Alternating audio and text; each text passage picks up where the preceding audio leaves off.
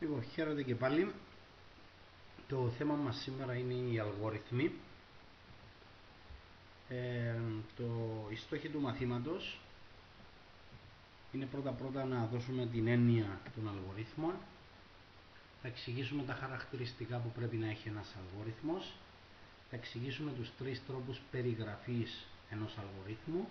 Βασικά σε τούτο το πρώτο μάθημα θα ασχοληθούμε με τη φραστική περιγραφή και τη λεκτική περιγραφή.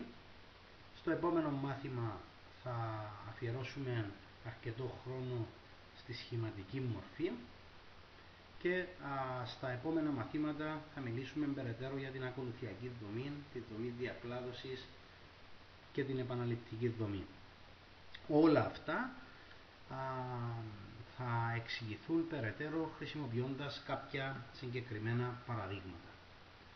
Πρώτα όσον αφορά τον αλγόριθμο, θα πρέπει να ξέρουμε ότι είναι μια σειρά από ενέργειες, βήματα ή οδηγίες που περιγράφουν τη διαδικασία εκτέλεσης μιας εργασίας ή τον τρόπο με τον οποίο επιλύεται ένα πρόβλημα με τη βοήθεια του ηλεκτρονικού υπολογιστή ή και ευρύτερα.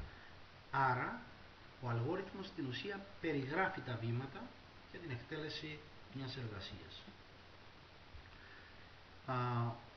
Ανεξάρτητα με το πώς θα εκφράσουμε ένα αλγόριθμο, ο κάθε αλγόριθμος θα πρέπει να έχει κάποια βασικά χαρακτηριστικά για να είναι αποτελεσματικός.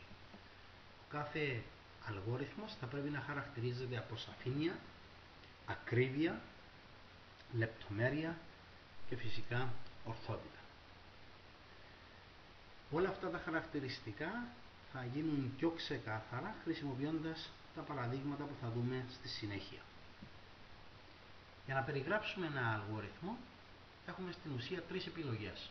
Η πρώτη επιλογή είναι η φραστική περιγραφή, μετά έχουμε τη λεκτική μορφή ή το ψευδοκώδικα και τέλος τη σχηματική μορφή.